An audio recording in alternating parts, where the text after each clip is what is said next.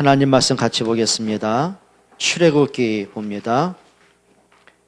출애굽기 18장에서 보겠습니다.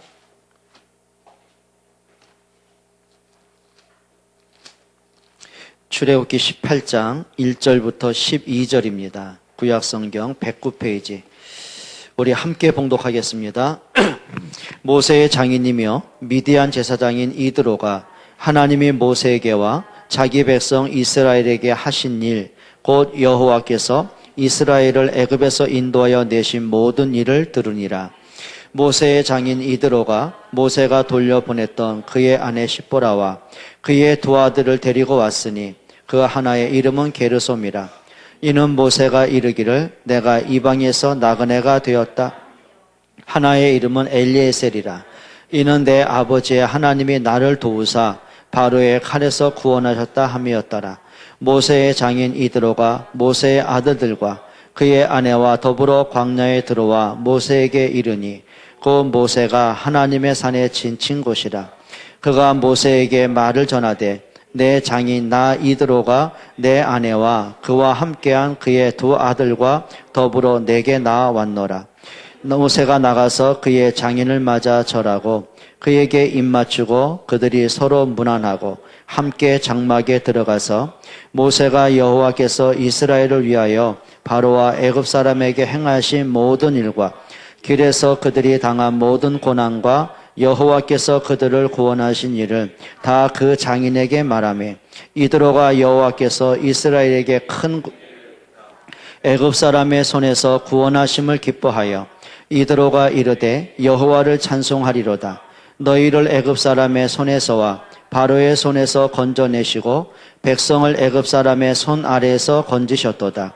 이제 내가 알았도다. 여호와는 모든 신보다 크심으로 이스라엘에게 교만하게 행하는 그들을 이기셨도다 하고 모세의 장인 이드로가 번제물과 희생제물을 하나님께 가져오매 아론과 이스라엘 모든 장로가 와서 모세의 장인과 함께 하나님 앞에서 떡을 먹으니라. 아멘.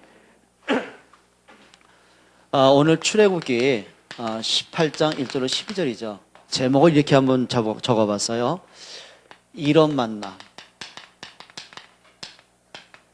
이런 만남, 그리고 이러한 축복. 이런 만남, 저는 이렇게 생각합니다. 우리가 인생을 살던, 하다못해 우리가 작은 사업을 하던, 우리가 친구를 만나던 중요한 게 있습니다. 만남입니다. 그리고 더 중요한 거는요, 우리가 예수 믿고 구원받은 이후에 진짜 축복이 뭔지 아세요? 만남입니다. 이렇게 보면 되거든요. 예수님의 비유 가운데 선한 사마리아인의 비유가 나오죠. 한 사람이 예루살렘을 떠나서 여리고로 내려갑니다. 자기 딴에는 뭔가 꿈이 있었겠죠. 뭔가 내가 큰 사업을 위해서 뭐 여러 가지 있겠죠. 근데 가는 길에 광야에서 강도 떼를 만난 거예요. 이 강도들이 얼마나 악했던지 이 사람을 반쯤 죽이도록 팼어요. 그리고 온몸이 만신창이 되고 그리고 가진 재산 다 뺏은 거예요. 거의 죽게 된 거예요. 그 뒤는 여러분 다 아시잖아요. 그 길을 이제 제사장이 지나가다가 그냥 자기도 죽을 것 같으니까 도망가고. 그 다음에 바리새인도 지나가다가 또 자기도 강도 만나 어려움 나고 도망가고. 근데 그 가던 사마리아 사람이 지나갑니다. 그러니까 이 사람이 포기한 거예요. 그래, 제사장도 나를 버렸고 저 바리새인도 나를 버렸는데 내가 평생을 살면서 욕하고 손가락질한 저 사마리아에서 나를 살리기는 불가능하겠지. 이제 포기하고 이제 죽음을 이제 기다리고 있는데 웬일입니까? 선한 사마리아 사람이 이 사람을 자기 나귀에 태워요. 그리고 먼 길을 가고 마침내 여관이 나오니까 거기에 머무르고 이 사람을 치료합니다. 그리고 뭐라고 하냐면은 이 사람을 치료하고 보살피는데 더 경비가 더 든다면 내가 준 돈보다 더 많이 남은 나중에 내가 와서 다 갚겠습니다. 그리고 간 거예요. 그러니까 이제 강도 만난 사람은 생각이 바뀐 거예요. 자, 이렇게 보면 되겠죠. 이 사람은 만남을 강도들은 생전 처음 만난 거예요. 근데 처음 만남에서 이 사람은 평생 잊을 수 없는 큰 아픔과 상처를 남겼어요. 고통을 남겼어요. 온몸이 만신창이 되고 평생을 이제 이렇게 불구로 살아야 되는 고통을 받아요. 근데 평상시에 이 사람이 늘 마음속에 존경하는 사람이 제사장이었고 바리새인이었어요. 근데 그렇게 존경하는 사람이 나를 버리지 않겠지. 근데 웬일입니까? 그 사람들이 버리고 갑니다. 실망을 안겼어요. 엄청난 실망이 왔어요. 근데 뒤에 오는 사람이니까 사마리아 사람. 평상시에 욕하고 손가락질하고 정죄했던 사람이었어요. 무시했던 사람이었어요. 근데 이 사람이 자기를 살린 거예요. 그러니까 생각지도 않게 이 사람이 뭘 받냐면 은혜를 입게 된 거예요. 자, 이게 무슨 얘기일 것 같아요? 물론 거기는 예수님 많은 의도가 있겠지만은 저는 이걸 한번 얘기하고 싶어요. 만남. 그래요. 첫 만남인데 그 사람을 만나면 계속 내가 이런 문제가 와요. 자, 이걸 우리가 보면 되겠죠. 교회 안에서 사람을 만났어요. 근데 이상하죠. 만나기만 하면 내가 마음에 상처를 받아요. 뭔지 모르게 자꾸 불신앙이 생겨져요. 만나서 얘기만 하고 나고 얘기만 듣다 보면 이상하죠. 자꾸 교회가 멀어져요. 예배가 안 되어져요. 쉽게 말해서 죽이는 만남입니다. 서로 죽는 만남입니다. 근데 교회 안에 이런 게 굉장히 많습니다. 그런데요, 이 사람 내가 기대를 했어. 그게 이제 제사장 바리새인 아닙니까? 너무 기대했어요. 저 사람 보니까 뭔가, 내가 보니까 좀 마음에 드는 사람 같아. 만났어요. 근데 만나면 만날수록 내가 영적으로 잃어버리는 게 너무 많아요. 있습니다, 그런 사람들이. 그러니까 우리가 겉만 보고서 자꾸 판단하는 만남 있잖아요. 그런데 내가 볼 땐 아니라고 생각했는데 이 사람이 진국이라. 함께 있으면 있을수록 저 사람이 진짜 진국이라. 진짜 저 사람이 복음의 능력을 체험하고 하나님이 함께하는 게 보여져. 저 사람이 진짜 믿음의 사람인 게 느껴져. 저 사람을 만나서 잠깐 대화하면 자꾸 이상하게 내가 오해했던 게 풀어지고 불신앙했던 게 없어지고 자꾸 믿음이 생겨져. 그러면서 말씀에 대해서 굉장히 은혜가 와. 예배가 이렇게 소중한 거야. 교회가 이렇게 소중한 거구나. 그래, 강단 말씀이 이렇게 소중한 거구나. 이게 자꾸 느껴진 사람이 있어요. 뭘 때문에 그러죠? 만남을 통해서 평생 고통이 오고, 만남을 통해서 시험받고 상처받고, 만남을 통해서 사람이 회복하고 치유되고 은혜받고. 제일 중요한 게 뭐라고요? 만남이에요. 여러분 진짜 좀 교회에서 그렇고 어디서든 그렇게 기도하셔야 돼요. 만남의 축복입니다. 근데 이상한 게요, 만나다 보면 이런 사람입니다. 끼리끼리 만남이 있습니다. 꼭 이상하죠. 예를 들면 고라를 따르던 300명의 무리가 있단 말이에요. 그럼 정신 차려야죠. 그래, 우리는 출애굽의 현장에 있었지 않냐. 우리가 나온 게 아니라 하나님의 은혜로 나왔지 않냐. 근데 저 고라는 보니까 늘 자꾸 불신앙하고 모세를 대적하고 자꾸 부정적인 얘기를 하는데 저건 아닌데 이렇게 깨달아야 되잖아요. 근데 이상합니다. 같이 애굽에서 나왔고 함께 홍해를 건너고 다 체험을 했는데도 불구하고 고라 한마디에 모든 사람이 움직이는 거예요.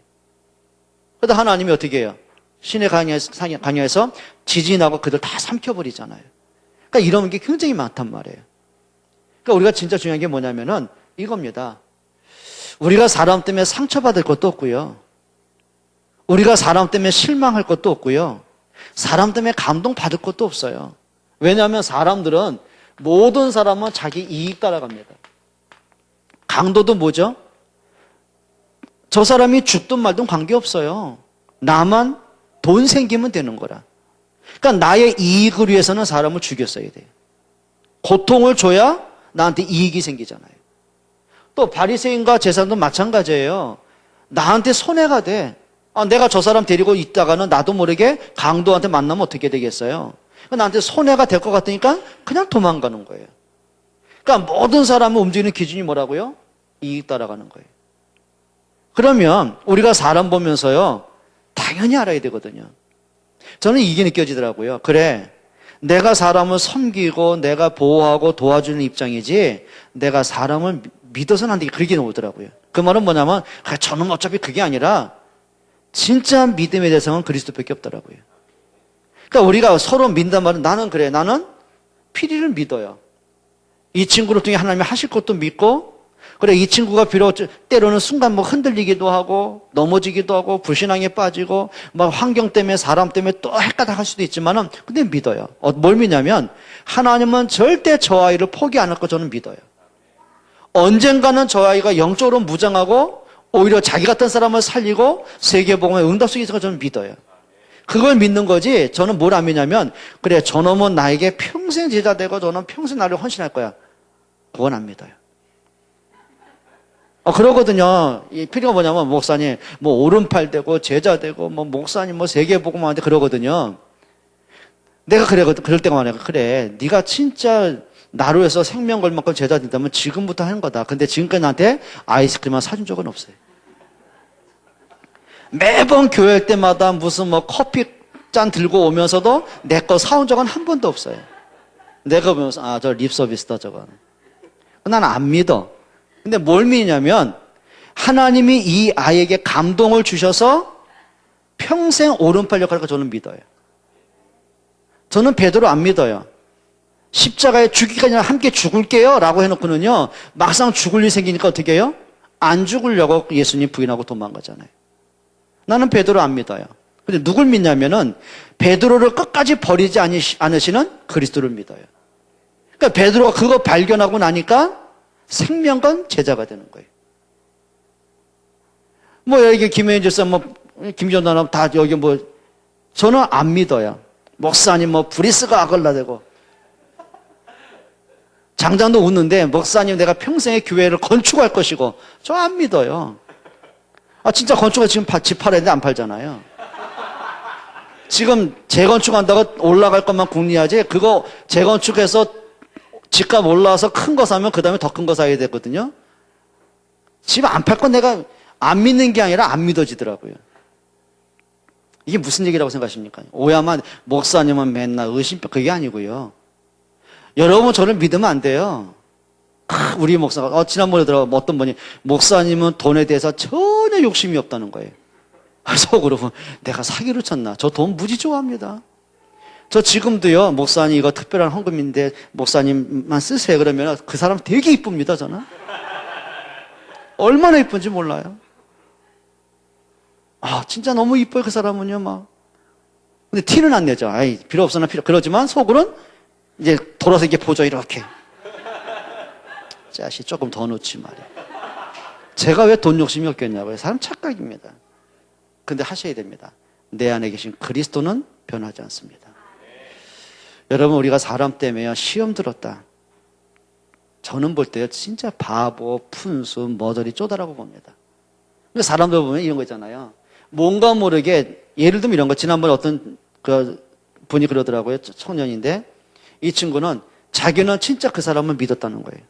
그래서 자기는 모든 걸 줬다는 거예요. 하여튼 그 친구가 필요한 거는 뭐 학비도 대주고 뭐도 대주고 다 했다는 거예요. 그런데 이 친구가 너무 의외의 결과를 보고서요. 사람이 저렇게 배신할 수 있냐고. 그래서 내가 그런 말 했어요. 진짜 네가 그 친구를 도운 것이 그 아이를 도운 것이 정말 네가 그 아이의 미래를 보고 어떤 조건 없는 거냐. 아니 두 가지 아니야. 네가 그 사람의 환심을 살려고 무조건 준 거 아니냐. 어떠면 네가 그 사람을 붙잡는 게 아니라 돈으로 그 사람을 대신 붙잡고 있는 거 아니냐. 네 만족 때문 아니냐. 여러분 우리가 그럴 때 굉장히 많거든요. 그러니까 사람이요 결국은 자기 만족이라 이게. 그러니까 우리가요 여러분 특별히 청년들 학생들이요 여러분이 사회를 딱 나갔을 때 보면은요 황당한 일이 굉장히 많습니다. 문제는 지가 만들어 놓고 뒤집어 씌우는 거예요.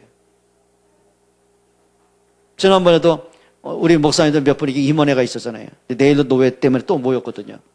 그래가지고 회의를 하니까 어느 목사님이 거기다 약간의 이렇게 좀 의견을 제시를 한 거예요. 그러면 그래 우리가 이번에 같이 의논을 해서 이런 결과가 나왔다 이래야 되잖아요. 근데 뭐라고 하냐면 목사님 뭐냐면은 저 신 목사님이 얘기해가지고 그렇게 하게 결정을 했다는 거예요. 웃기는 거죠 속으로. 같이 의논해 놓고 얘기할까 말까에다가 뭐 그럴 수도 있겠죠. 넘어간 거예요. 그러면 의견 제시한 분은 누구 이야기했어요? 신 목사가 독단적으로 이렇게 나오는 거예요. 그래서 속으로 그렇지. 그것 때문에 서운할 것도 없고요. 그래서 끝나고 나서 우리 시간 있을 때 점심 한번 하자고 내가 사겠다고. 속으로는 이제 야, 이 자식아, 네가 얘기했지 내가 그냥 그러려다가 내 정신 사겠다고. 그동안 임원하느라 수고했다고 이제 그러고 말았죠. 그래서 사람은 문제 딱 생기면 거의 꼬리부터 뺍니다, 이렇게. 그게 정치 현장이든 모든 분야 다 그래요, 인간들은. 그래서 사람 보고요, 왜 저러지 그러면 안 돼요. 그럴 수밖에 없지 뭐. 보세요. 핑계대는 건 누구라 그래요? 아담이 자기 불리하게 생기니까 선악과 따먹은 누구 핑계대요? 쳐드시긴 지가 쳐드셨잖아요. 그런데 하와가 먹으러 갔다는 거예요. 그것도 보니까 하와가 하나님이 만든 하와가 먹으러 갔다는 거예요. 그럼 하와가 내가 죽일 년입니다. 그래야 되잖아요. 내가 저 뱀에게 속아가지고 내가 남편까지도 무너져 이래야 되잖아요. 뭐라고 한지 아십니까? 그것도 뱀이라고 안 하고 하나님이 만드셨잖아요. 저 뱀. 그 뱀이 먹으라고 했는데요. 일이 나오는 거예요. 그 아들 가인은 뭐라고 했죠? 내가 동생을 지키는 자입니까? 이렇게 나왔어요. 여러분, 사람은 누구나가 그렇게 된단 말이에요. 내가 볼 때는 진짜입니다. 오늘 출애굽기 18장에 보면은 모세와 이드로의 참 아름다운 만남이 나옵니다. 한번 서론 한번 살펴볼게요. 여러분, 모세가 어떤 상태죠? 살인범입니다. 그리고 지명 수배범입니다. 수배범. 그럼 이런 살인범에다가 애굽 왕궁으로부터 지명 수배를 당했을 때 모세를 돕는 사람은 같이 죽어요. 그럼 거기다 이제 도망자입니다. 완전 알거집니다. 진짜 알거집니다. 먼 길을 도망쳐 와서 제대로 먹었겠어요? 세수를 했겠어요? 옷을 갈아입었겠어요? 진짜 쉽게 말하면 알거죠. 꾀지한 모습이요. 근데 이 사람이 미디안 강까지 도망쳐 왔는데 거기서 누굴 만나면은 이드로의 딸 십보라가 양떼를 끌고 온 거예요. 근데 보니까 거기에는 아들이 없다 보니까는 딸들만 있다 보니까는 다른 목자들이 무시를 하는 거예요.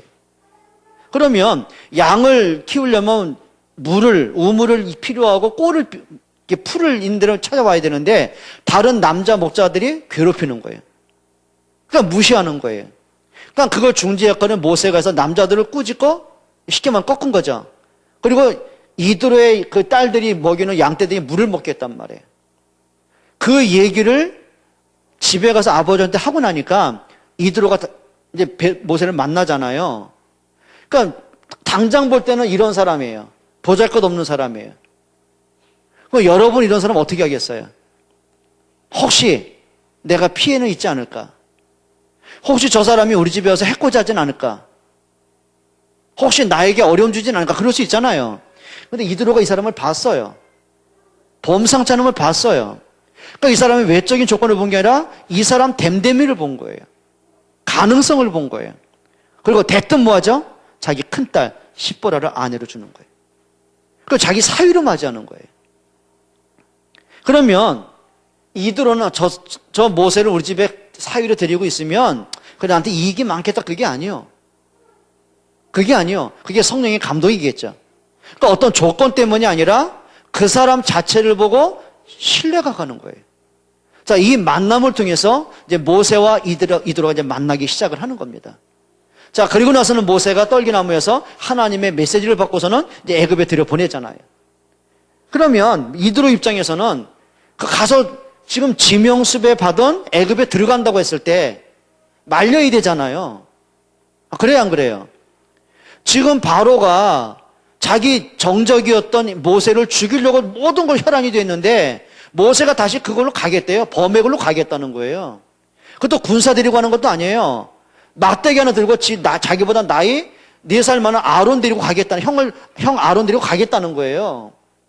그러면 장인의 입장에서 네가 가서 죽으면 내 딸 과부 되는데 보내겠어요? 보내면 안 되잖아요. 그런데 이드로가요 축복을 합니다. 모세를 축복하고 하나님의 명령받은 모세를 기쁨으로 보내주는 거예요. 여러분 이 정도 되면은요 이게요 보통은 아니겠죠. 자, 그리고 나서는 이드로가 자기가 생각했던 하나님이 함께하는 모세의 그 참된 모습을 이제 나중에 듣게 됩니다. 그게 오늘 본문입니다. 오늘 한번 보세요. 이드로가 본 것이 있습니다. 1절 한번 같이 읽어봅니다. 모세의 장인이며 미디안 제사장인 이드로가 하나님이 모세에게와 자기 백성 이스라엘에게 하신 일, 곧 여호와께서 이스라엘을 애굽에서 인도하여 내신 모든 일을 뭐하니라? 들으니라. 잘 들어보세요. 뭐 했다는 얘기죠? 지금 하나님이 모세와 함께 하셨던 기적을 듣고 있어요. 그러면 이드로가 본 게 뭐냐면, 야, 내 사이 참 대단하다. 네가 혼자의 몸을 어떻게 바로로 이겼냐? 야, 이건 가문의 영광이다. 자랑스러운 사이로 본 게 아니라 뭘로 본 거죠? 아, 진짜 하나님이 너와 함께 했구나. 자, 그리고 뭘 보죠? 자기 백성 이스라엘에게 하신 일을 봤어요. 누가 하신 일을 봤어요? 하나님이 이스라엘 백성들을 위해서 하신 일을 봤어요. 하나님의 백성들을 버리지 않으시고 그들에게 유월절 양의 피삭물을 통해서 애굽에서 나오게 하시고 자기 백성을 구원하시고 자기 백성을 인도하시고 자기 백성을 축복하신 것을 모세가 보게 됐어요. 또 뭐라고 그러죠? 여호와께서 이스라엘을 애굽에서 인도하여 내신 모든 일을 들으니라. 그게 뭐죠? 유월절 양의 피 바를 때 바로가 꺾였고요. 양의 피 바른 그날에 430년 만에 저주가 끝나고 출애굽하고요. 홍해의 기적을 육지같이 건너게 하셨고요. 뒤쫓아는 애굽의 기마병들을 다 수장시키셨고요. 그들을 통해 아말렉을 이기셨고 그들을 통해서 반수의 생수 드리고 모든 걸 뭐 했다고요? 듣고 보았어요. 그러면 이렇게 보면 되겠죠. 자, 이드로가 모세와 함께 있었던 그 짧은 시간이었지만 모세가 했던 하나님에 대해서, 복음에 대해서 이걸 깨닫게 되는 거예요. 이거죠. 역시 이겁니다. 모세를 보면 볼수록 아, 진짜 하나님 살아계시는구나. 하나님의 말씀이 진짜 맞구나. 그걸 뭐라 하죠? 증인이라고 그래요. 근데 이 증인이 내 힘으로 되는 게 아니잖아요. 예수님이 뭐라 했죠? 사도행전 1장 8절에 보니까 오직 성령이 너에게 임하시면 땅끝까지 이르러 내 뭐가 되리라? 증인이 되리라. 모세가 애굽을 꺾었습니까? 모세가 바로를 꺾었습니까? 모세가 출애굽했습니까? 모세가 홍해를 갈랐습니까? 아니에요. 하나님이 모세를 통해 애굽을 꺾으셨어요. 하나님이 모세를 통해서 출애굽의 기적을 이루셨어요. 근데 어떤 모세냔 말이죠? 피언약 잡은 모세. 그리스도의 십자가와 부활의 능력을 체험한 모세. 그럼 우리는 이걸 붙잡아야 돼요. 진짜 여러분들이 감람산에서 하셨던 그리스도의 십자가와 부활의 언약을 체험하셔야 돼요. 그리고 뭐 해야 되죠? 우리에게 성령 충만한 힘을 좀 얻으셔야 돼요. 그때 내가 할 수 있는 게 겁니다. 아, 하나님이 정말 살아계시네? 그걸 말할 수 있는 증인이 되는 거예요. 지금 이드로가 욕을 봤어요. 두 번째입니다. 드디어 모세가 그렇게 그리웠던 가족을 만나게 됩니다. 오늘 2절로 7절이죠. 자, 모세는 평생 가운데 잊을 수 없는 사람이 누굴 것 같아요?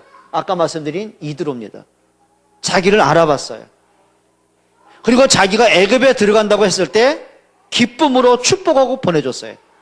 그러니까 이드로는 단 한 번도 모세가 가는 길에 걸림돌 역할을 한 적이 없어요.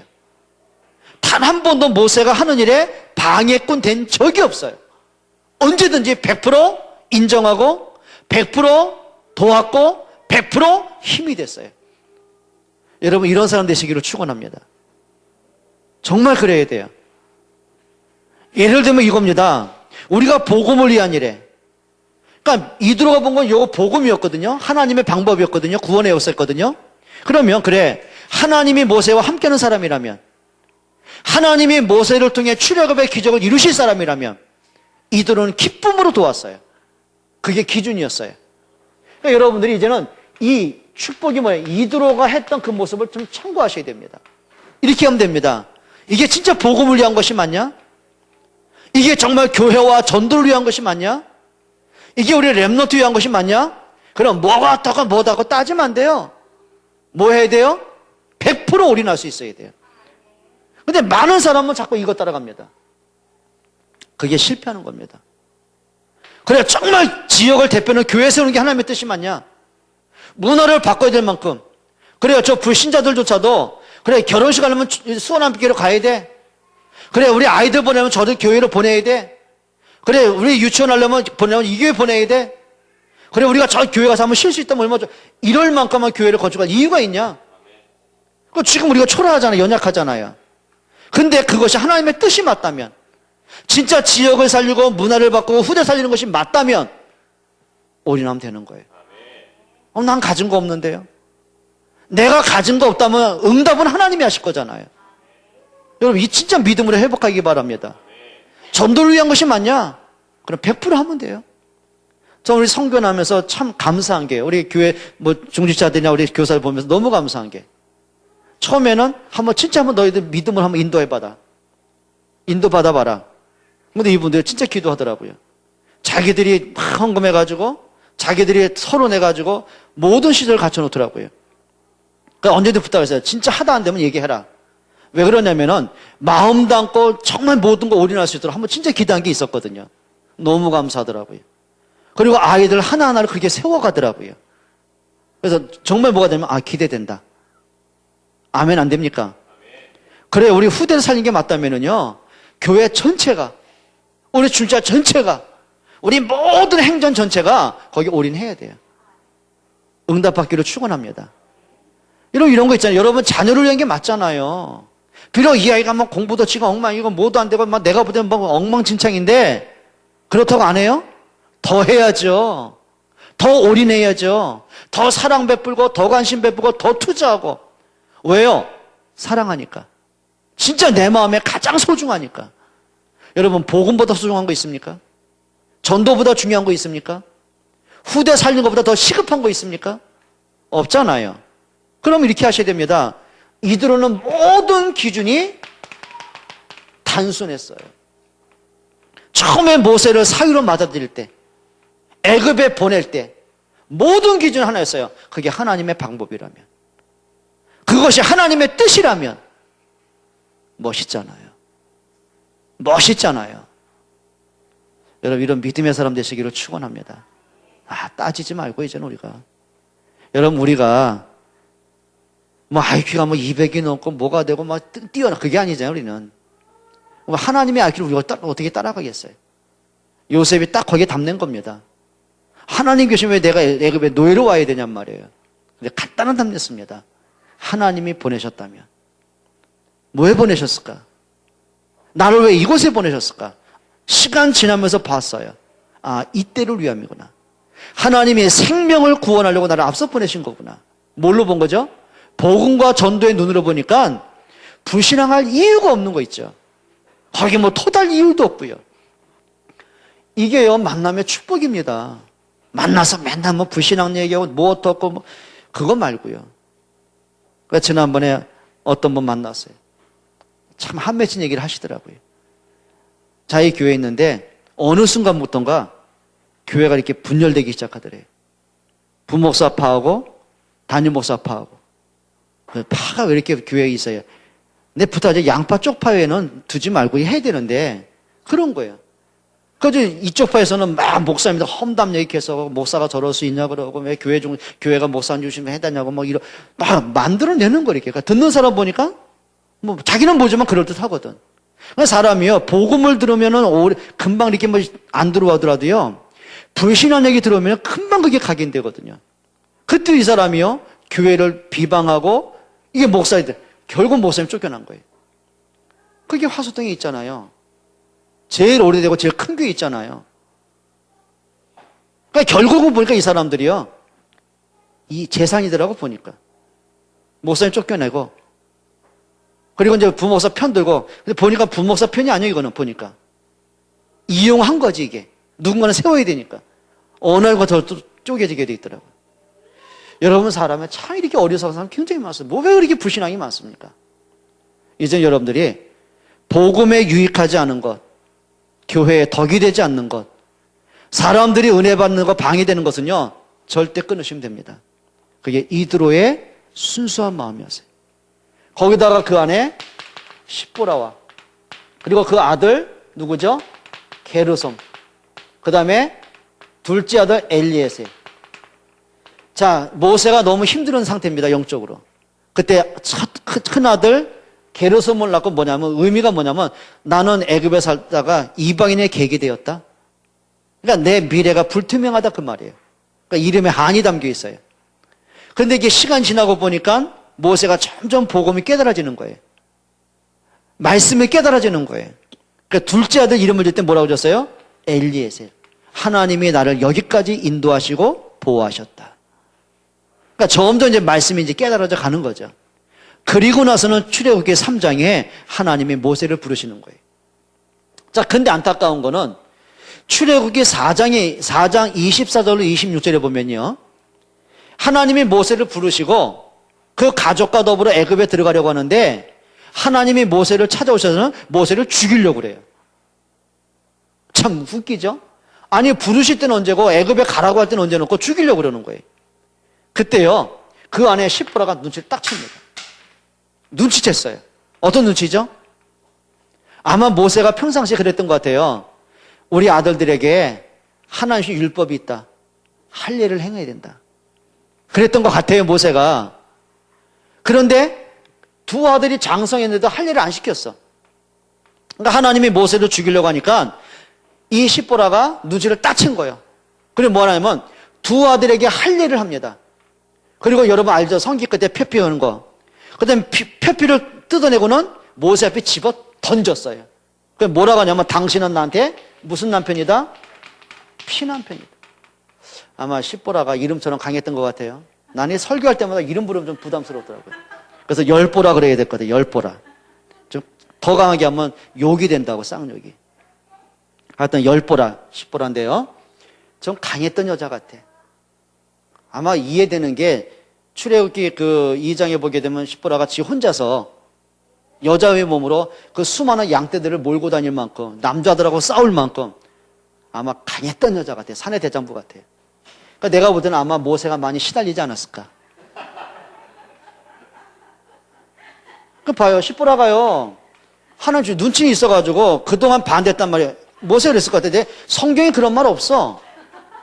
근데 모세가 죽으려고 하면 맞바로 할 일을 갔단 말은 뭐냐면 평소에 들었던 얘기야. 왜 생피를 흘리냐고, 이 남자가 미쳤냐고. 미치려면 거의 이런 식인 것 같아, 뭐, 열보라가. 나 여자분들 무서운 거 싫어요. 하나님이 여자를 남자처럼 안 만들었거든요. 내가 이 중에 한 사람만 따라서 하게 하고 싶어. 따라합시다. 여자는 여자다워야 된다. 해요. 아줌마. 아줌마 하세요. 여자는 크게 일어나서 할래요? 여자는 크게 안 들리죠? 여자는 여자다워야 사람 같다. 나 여자들만 따라해봐. 여자는 여자답게 이쁘게 섹시하게. 아, 그래, 여자인지 남자인지 이게 뭐. 여러분 참 이런 가정이어서 이게요. 그러니까 제가 볼 때는 모세가 원래 강한 사람이고 똑똑한 사람이잖아요. 여자를 꺾을 만한 힘이 없는 것도 아니잖아요.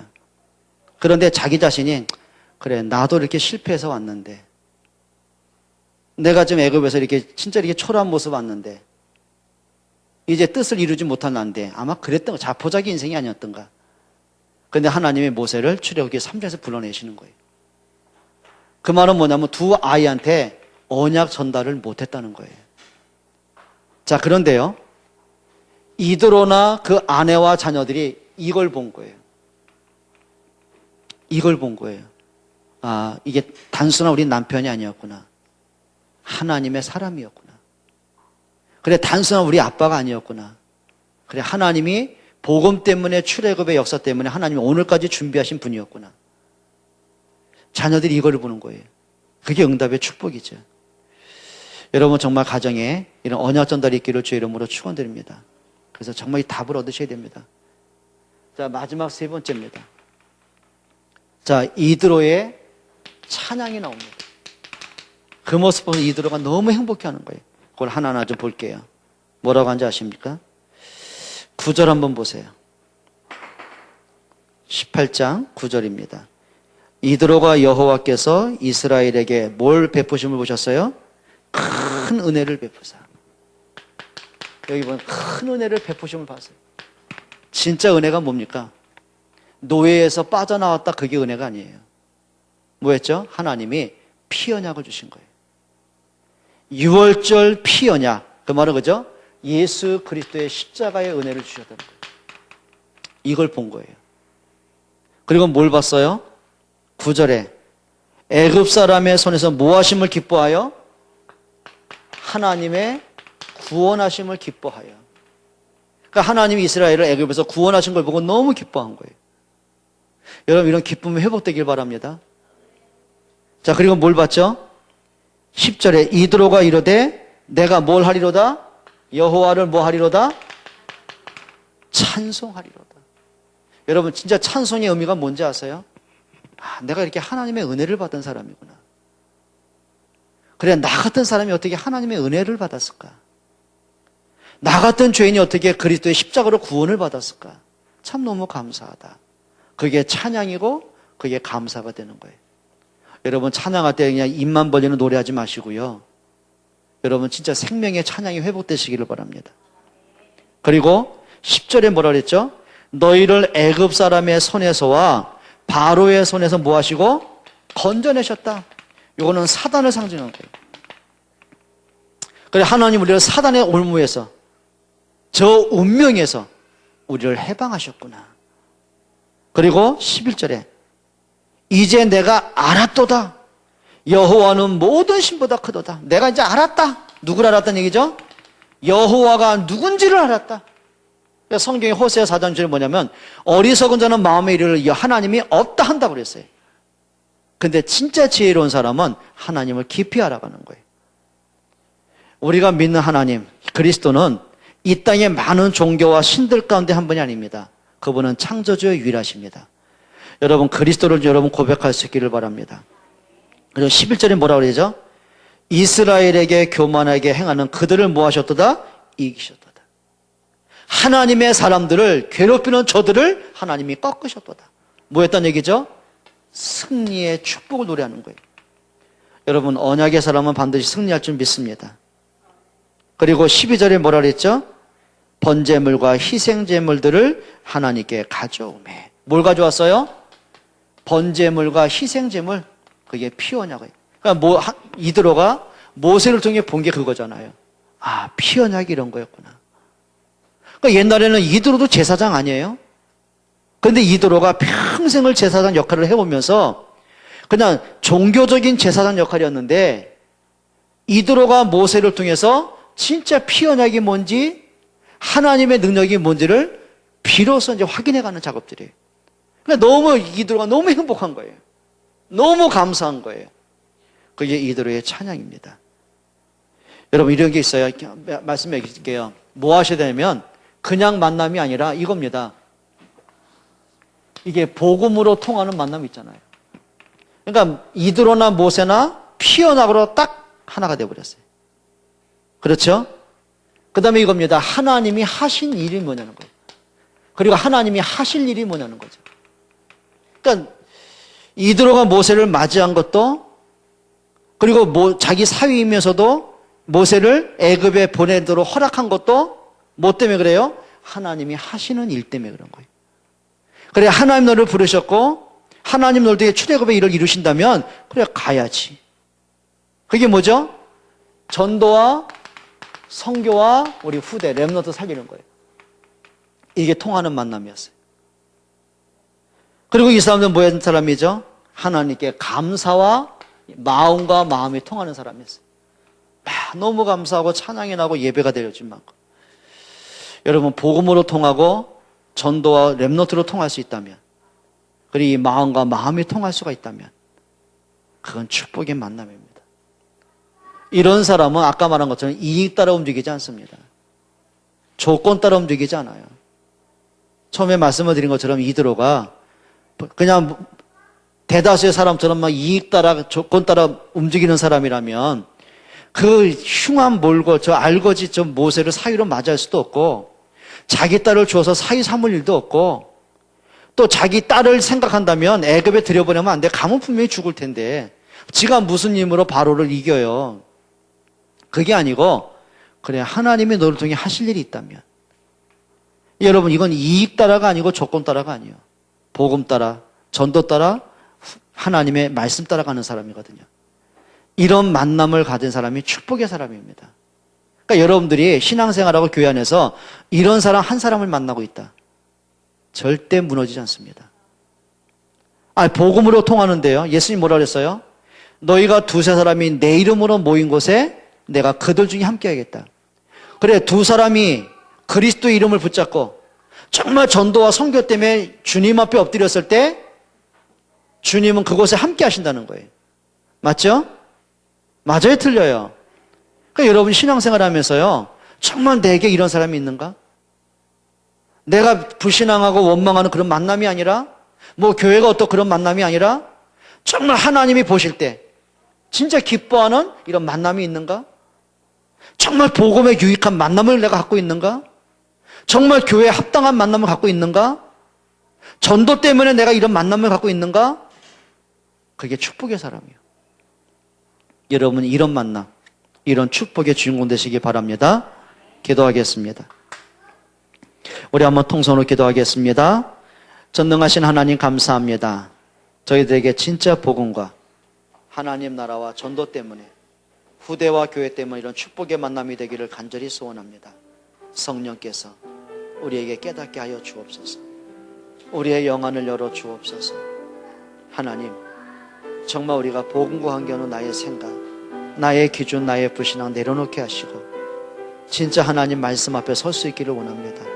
하나님 앞에 설 수 있기를 원합니다. 믿음의 바른 생각, 바른 선택할 수 있기를 원합니다. 믿음의 올바른 도전할 수 있기를 원합니다.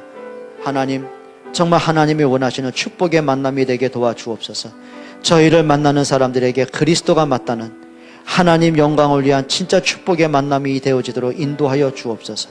연약한 자들이 힘을 얻게 하시고 불신앙하는 자들이 복음으로 돌아서게 하시고 하나님 예배를 잃어버린 자들이 저희를 통해 예배가 회복되어지는 축복의 만남이 되게 해 주옵소서. 하나님이 축복하시는 사단이 듣고 떨 수밖에 없고 도망갈 수밖에 없는 이런 축복의 만남이 되게 해 주옵소서. 예수 그리스도의 이름으로 기도합니다.